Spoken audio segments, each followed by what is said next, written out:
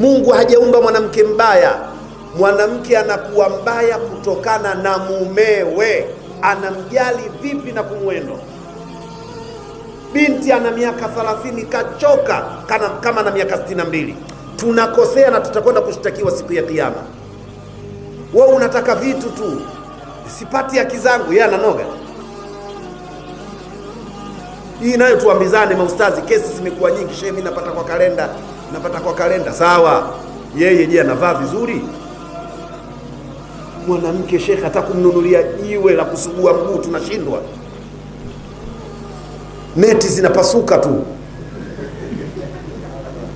miguu ya mwanamke imepasuka, ina kama viwembe. Na we unaona siku mkibadilishana vichwa, kala kule miguu kwa kikugusa unasikia kama kimepita kiwembe chwao. Ustadhi unashindwa hata mkeo kumtafutia jiwe. Ustadhi, jamani, itakullah, muogopeni Mungu.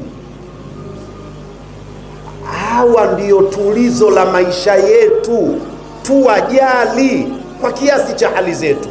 Kila mmoja ana hali yake. Siku hizi kuna hii zinaingia, hii siku hizi hizi pana wanavaa hizi 50,000, 40, 60, 70, hizi zimeingia sasa hivi. Nini mlitaja juzi nini? Wewe hujaoa umejuaje? Hizo abaya siku hizi zimeingia hizo. Zipo, unaweza akavaa mwanamke wa Muislamu akaongeza na hijabu nzuri akitoka, we mwenyewe unaona fahari, mkeo kavaa kapendeza, zimemstiri ipasavyo. Hivi vidira vingine avae ndani akiwa anapika futari, mkeo anatokaje kavaa dira? Hivi vya siku hizi vya kuchomekea wanaita vijela, sio hivi vinini hivyo. Shekhe, mke wa ustazi anavaa hivyo kweli?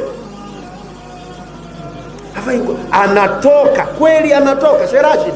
Hapana. Hii tutakusageni.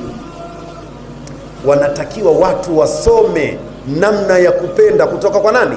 Waislamu ndio wanaongoza kupenda. Namna gani unamjali mkeo? Nyie ufundi kwa wake za watu tu, unatoa vocha 50,000 na unaomba radhi, mambo sio mazuri. Lakini wake zenu musharaka.